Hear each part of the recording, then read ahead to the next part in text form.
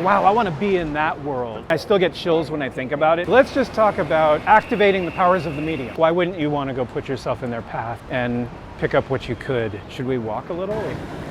There he is. Yo! Reuben Radding. Introduce yourself, man. Let the people know who you are, where you're from, how long you've been shooting, everything you want to tell them. Oh my gosh, well, you said my name, Reuben Radding. I live in Brooklyn, New York. I moved to New York originally in the late 80s. I love New York and I love photography. Been shooting about 15 years now.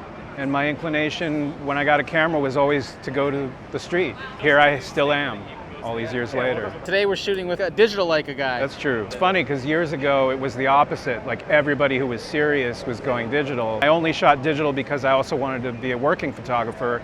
And at that point, you know, say between 10 and 15 years ago, if you wanted to work, there was no way you were going to get anybody to pay for film anymore. Digital had just changed the whole landscape. And so for a long time, I was kind of doing both. I would shoot film for myself and digital for jobs. I found it very overwhelming to have more than one workflow. You know, over time, I get to know myself better and better. And one thing that's really true for me is that I hate having too many options. Even now, if I carry a second lens with me, I'm in turmoil because I always think I should have the other one on. So I have to keep things very regimented and routine to a certain degree in order to feel free and then be able to focus on the part that really matters, which is pictures. I just want to feel free. And I mean that about everything in my practice. It's not just about gear. It's also about how I think about what I'm doing, you know. When I started, I didn't know the word street photography. Probably a couple of years of shooting really seriously before I even heard that term. When I heard the term street photography, I thought, oh great, that's kind of like what I do, right? You know, I started reading about the history of it and everything, and I was like, oh cool, it's nice to feel like you're part of a lineage of some kind or whatever. But then quickly I started seeing how it was an opportunity to replicate all of the annoying dilemmas and enigmas that I'd already been through as a musician. I had just spent 20 years of watching people argue about what was or wasn't jazz. And it was so clear from early on that it was an unproductive conversation. You know, whoever wins that argument doesn't really win anything. Lately, I'm asking myself this a lot because I teach and I have students who are more or less interested in, does this fit in with street photography, is this not? Or they'll make apologies, they'll make a really good picture but say, but it's not really street photography, and I'll go, who cares? Like everything that I'm about grows out of my appetite as an artist. And my appetite is to be free of dogmas, to be focused on the things that actually make a difference and matter in my life and in the work. I've never found any advantage in like adhering to some definition or not of what street is. Like I remember when I started, there were a lot of arguments about, is it okay if someone in the picture is looking at the camera or not? And then I started to see how it did ruin some pictures. And in other pictures, it makes the picture. And so, okay, if that's not a make or break, then what else isn't a make or break? Formats, palette, anything you can think of that people try to define genre or style with. It's a bunch of choices. For a long time, I was shooting both black and white and color and trying to figure out how to mix them when I grouped photos together. It felt like two different photographers, or maybe more like 5 different photographers. 9 years ago or something, I took a workshop with Alex Webb and his wife Rebecca, and the first day of the workshop they said, bring in like 30, 35 small prints of stuff of yours. And so I did that and I put it out on the table. They were all mixed together. They looked at the pictures and moved them around and whispered to each other and stuff. And then they both turned to me and Rebecca said, yeah, you don't really ever need to shoot color again the rest of your life. And Alex was standing there going like that, you know, nodding. And I was like, thank you so much. It was the greatest gift. I mean, I still get chills when I think about it because it was such a defining moment. I became a black and white photographer in that moment and never looked back. But the big thing about being given that permission to just be a black and white photographer was that it really made it hit home for me how my job was not to do justice to subject matter, because that's so often the dilemma when people are trying to decide between color and black and white for a particular shot or a particular roll of film or whatever, is like, oh, I'm going to be shooting this area where there's a lot of colorful graffiti or people in very colorful clothes or whatever. And you think, well, that has to be in color. You don't owe the subject matter anything. My value system was I wanted to have a voice. My favorite musicians, you hear 3 notes out of John Coltrane on the saxophone, you know it's John Coltrane. So what are we really concerned with? Correctness obviously doesn't seem to be the make or break. Fitting into genre isn't the make or break. Color versus black and white isn't the make or break. It's not about even where you live. Like I have students who are like, oh, you're so lucky you live in New York. There's great pictures all around you, being in those questions, the worst distraction about it is that it keeps us from finding better ones. What really matters is, continuing to have a process that's yours, whatever anybody else's is. Try to capitalize on who you are, finding your essence and putting that to work. There isn't a whole lot else that I've identified, but I'm working on it. I mean, that's something I'm trying to do in the workshops that I lead is, if we can, to try to get beyond those outdated questions and just at least be in the act of searching for what else is there. Should we walk a little? We should walk, yeah, let's walk. Okay, yeah.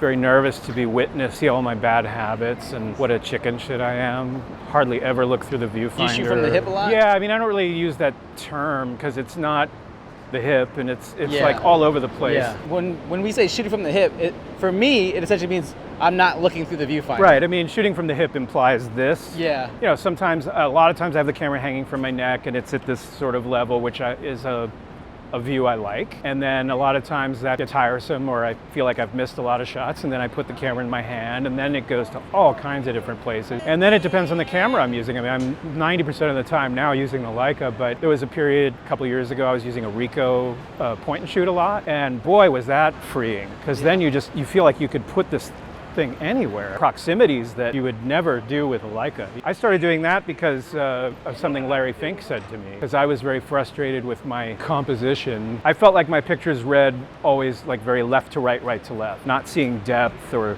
layering or any of those sort of things, and I felt like they were kind of boring. And he said, get a point and shoot and it'll send you to different places with the camera and you won't be so stuck to this or whatever. I don't think he knew that I was doing a lot of this. So I got a Ricoh and it was like instantaneously, because it was like very altering. And with the Ricoh it felt as natural to hold it diagonally or upside down or whatever as anything, and it just was very freeing. I'm always just reading the numbers. Yeah, well, they're ranges actually. Pet peeve. Okay, there's no such thing as zone focusing, kids. It's range focusing. Zones is an Ansel Adams thing relating to exposure. When I started out, I never heard anybody say zone focusing until started doing his blogs and he started talking about zone focusing. And I was like, what is he even talking about? It's range focusing. And now everybody says zone focusing. Whatever. Another thing that doesn't matter, right?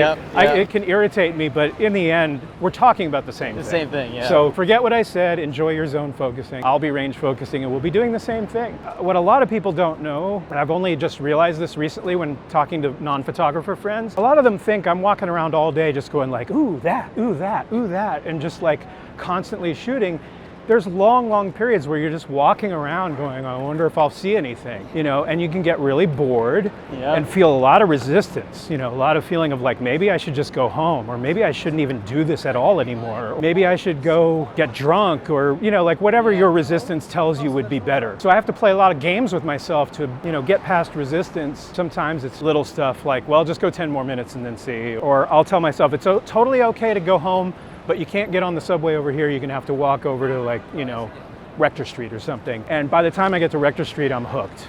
I'm like back in it. But in 2020, that resistance was very easy to battle because I felt this great sense of purpose. Like something is happening that's never happened. I can't bear to not witness my city through it. I wasn't here on 9/11, and I've never felt okay about that. I was living in Seattle at the time. I had already been a New Yorker and left for a little while, and 9/11 happened. I had this overwhelming feeling of being in the wrong place. I needed to see what New York was going through, not on my TV screen, not on the internet. It was around that time I decided to move back, and I've been here ever since. It's not the city I came to when I moved here. In some ways, it's exactly the same. What's the most the same is somebody will always tell you that you missed the good time. I came here to start looking for apartments in 1987. I remember I had breakfast with my girlfriend at the time and her brother-in-law, who had been a New Yorker for decades. And we were having breakfast at 7A, and he's kind of looking out at Tompkins Square Park out the window, and he said, New York's really over. I mean, it used to be such a great place for artists, and now it's just, it's done. And I remember just feeling like, well, fuck you, I'm here now, Yeah. And now I meet all these people who, they came 10 years after that, or 20 years after that, and they think they missed everything. I'm like, no, you haven't. There was always a better time to be in New York. I love those people. Oh, I didn't frame them nicely. So what's really crazy? This is what kills me, is that time, partly because I'm being witnessed, I decided to put the camera to my eye, and also because I kind of had a certain kind of frame in mind. It's terrible. It's absolutely terrible. This was part of what like enabled me to really go for it with hip shooting. Was I can make mistakes looking through the viewfinder. And I can make mistakes not looking through the viewfinder. What difference does it make? And sometimes now I'll even be shooting on a job, like shooting a wedding or an event or something, and I find myself still shooting without looking through the viewfinder because I'm just so ingrained in that. Sometimes I'll take pictures through the viewfinder and then look at them and go, I don't like the vibe, you know, I like the vibe down here, like this is an interesting angle. And I don't want to get down on my knees all the time. Like, it's hard for me to get back up again. So yeah, I just end up doing a lot of that. I have my one really kick-ass rain picture. I owe it all to Larry Fink because I had just been to his farm to show him work. So I went out to the farm with all these prints and he liked it, but then he said to me, you know, there's a lot of pictures to be made when it isn't golden hour. There's a lot of other pictures to make. And I thought, you know, he's right. How come I don't go out in the rain? I saw that a few days later it was supposed to be a really rainy day. I was like, that's it, I'm gonna plan for it. I'm gonna plan to go out. And I thought, you know, I'm a New Yorker, I know how to deal with this. I can go stand under scaffolds and shoot people dealing in the weather. I was out all day just getting garbage. Nobody was ever in the right place. I was never in the right place. So finally I gave up. I'm just like, screw this, I'm going home. And I walk out from under the scaffold and literally 3 seconds later, this amazing scene is right in front of me and I take one hip shot and it worked. This young couple in the glowing light from a store with an umbrella that's completely broken, but they're still kind of using it, and he's smoking. There's one of those stores behind them that has like souvenirs, bags and all of that with a bunch of like half-naked mannequins lined up, and it's all covered in plastic. You could tell that it's really gushing rain. You know how you take pictures in rain and sometimes it doesn't even look like it's raining, you don't see the water? Between the light from the store, the street lights and everything, it was just right. And then I happened, just really by luck, to get the street lamps to form this nice little repeating rhythmic pattern moving away. It just like formally all worked and is just very, very wet. With me, there's always this weird tension between like feeling like if I don't go hard all the time, I'm gonna miss something. And then at the same time feeling like really cavalier about, well, yeah, if I miss something, like there's always tomorrow. And but it's like I'm never fully in one or the other mind. I'm always a little bit at odds with myself about it. And there's all this kind of like, I don't want to say self-hate, but there's all of this self-criticism that I'm a little bit stuck in. But that's the best thing about what, you know, some people might call, you know, the groove, or, you know, just finding yourself in a situation where there's a lot to try for and you just like really throw yourself at it and get really busy, is like all that goes away. All that thinking, all that aspirational thinking, all that self-criticism or whatever, I just feel like so present, and that's the happiest time.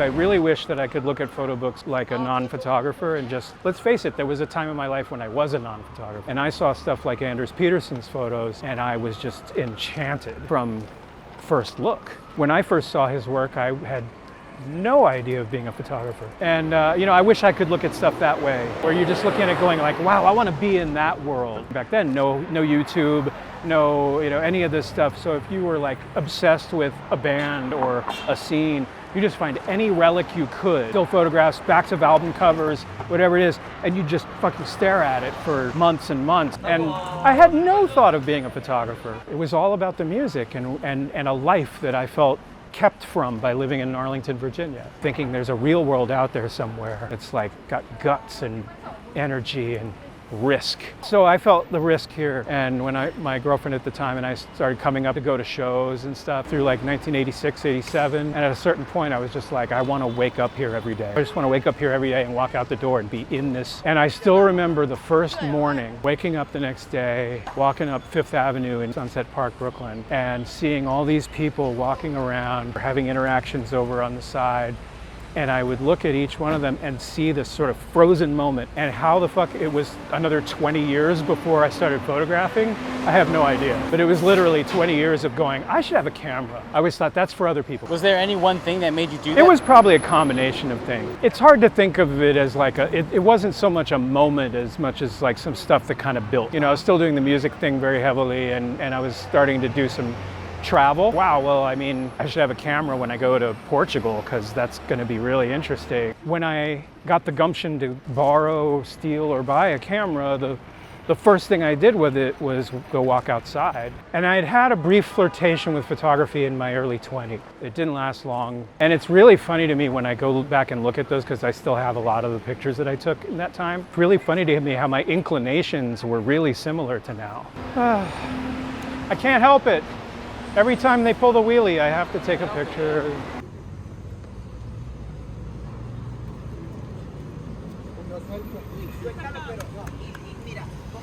Some people you feel like, oh, I could have a conversation with them. You hope you can like relate with them or something. And with Robert Frank, it was more like, it's like meeting Jesus. You're just like, what do I even say? But I couldn't not say anything, right? You can't just be the guy standing there looking at Robert Frank. You wanna say something because of what he's done for us.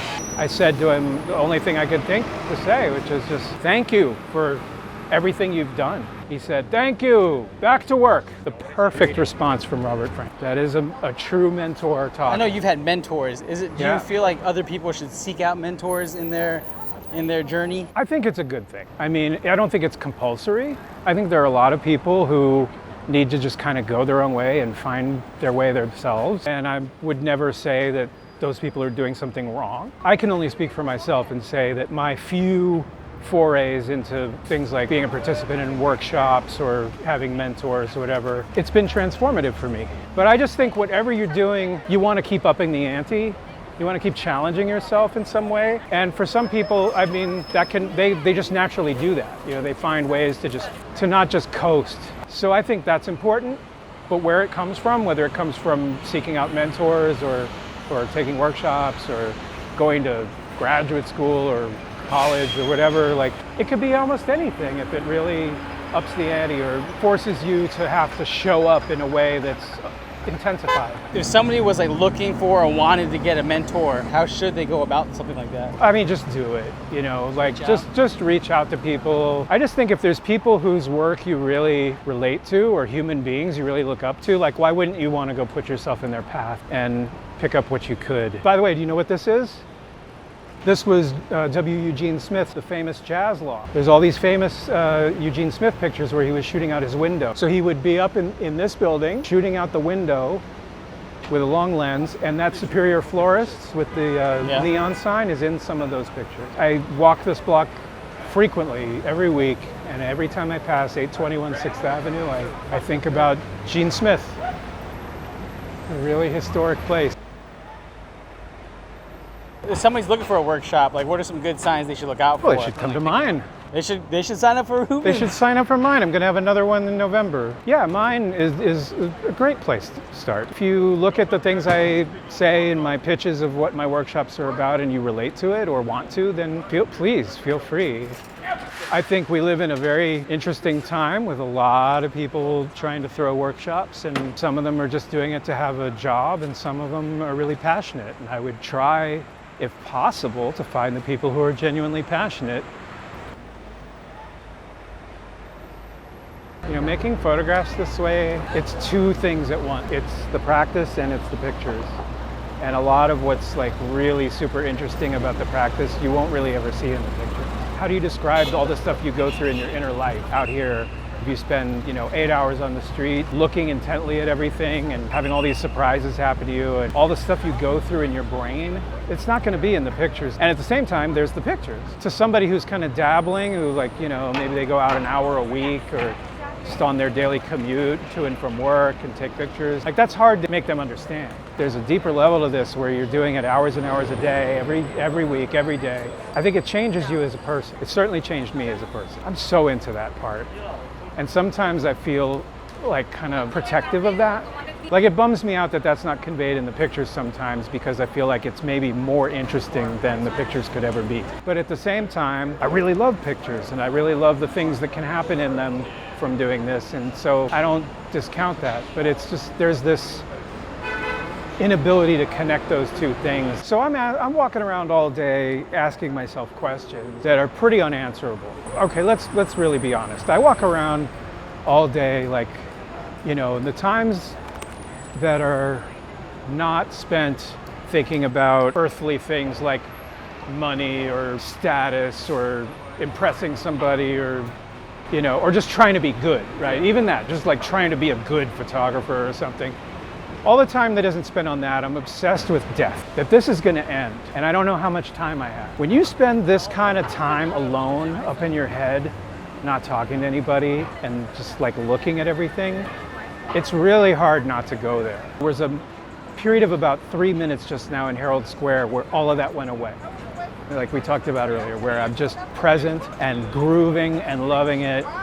And that's the greatest part of it for me, is I'm no longer bound up in, what do they call it in recovery programs? The bondage of self. So the bondage of self is something you have a shot at getting out of doing this. And I need that, man, because I am poisoned by self-consciousness, by self-criticism, by some inner grandiosities, like all this ego-related stuff. I need an escape valve from. You know, you can do it all kinds of ways, or try to do it all kinds of ways, but this is the greatest way I've ever found. I feel like the best thing I can bring to my students in the workshops is that I try to say, like, okay, never mind whether it's street or not, never mind whether you think it fits into anything or not.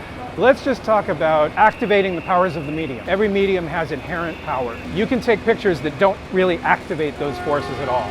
Like you were talking before about cliches or just very easy pictures, whatever. If you look at them, the reason that they're boring is because they don't really activate the powers of the medium in a very energetic way at all. They're just kind of like easy to just look past, see it, okay, that's pretty, move. I'm not trying to hold myself up as some great example of this or anything. I fail all the time. I have the value system, at least, that like we should be doing things that activate the powers of the medium, because that's what it's about, to have a medium.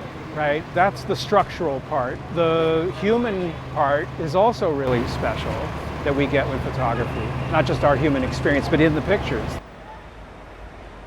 The things that are real touchstones for me, they're not photography related. You'll see in the things I write about the workshop, I quote this poet a lot, Richard Hugo. I don't quote his poetry, but he wrote this book about poetry writing called The Triggering Town. He says some stuff in there that to me, like, it can be directly about photography if you just change what you think it's about. He describes the way student poets are, like give a student an assignment, you know, write a poem, and they say they want to write a poem about the autumn rain. So they write a couple of lines about the autumn rain, and then they run out of ideas, and then they repeat themselves, and then they give up, and then they just talk about something else. And he says, you know, that's because they think that the subject is autumn rain, when it's really about something else, about something in you, right? Autumn rain is just someplace to start. And so he would not only demonstrate in his own work, but in how he advised others to work. Autumn rain can just be the triggering subject. But the real subject that the poem comes to mean is something much deeper. If you can get off of that subject. Instead of writing a bunch of lines about autumn rain and then giving up, start off with autumn rain and get the fuck away from it as fast as possible. And that's when you find the deeper stuff. It's hard to find an exact, pardon the expression, analog for that in photography. I relate to it a lot. Aboutness to me is a real trap. You know, you think you're making a picture about this guy or these people, like, what's it really about for you? You know, you're attracted to these things for what? What's your experience of this all about? There's no reason that you can't find a deeper level than that. In some of my earlier workshops, I would unfortunately allow too much time for conversations about people's discomfort shooting on the street, or the discomfort they felt they were giving others by their actions. I feel like that's a conversation worth having but limiting, because there's no resolution to it in advance of the experience. If people are like, wow, I'm just really uncomfortable taking pictures of people on the street, I'm like, well, welcome to my world, because I'm still uncomfortable and I've been doing it 15 years. There's only so far we're going to go with that conversation. And a lot of that conversation is about thinking that if we have that conversation, they're going to be able to go out there and have an easier time of it. or at least like feel like it's okay. In the end, like you're either going to do it or you're not. It's been a pleasure. Likewise. Let the people know where they can find your work or anything you got going on. Reuben Radding, if you can spell it, you can find me, Reuben Radding. Find me on Instagram, and I have a website. I put out zines, and I have workshops that I lead on Zoom, and you can find me here in New York City. Go take his workshop, buy his zines, follow him on Instagram. I appreciate it, man. Thank you. See ya. Now when they see us in the streets, all they wanna do is take pics, and I'm like, okay.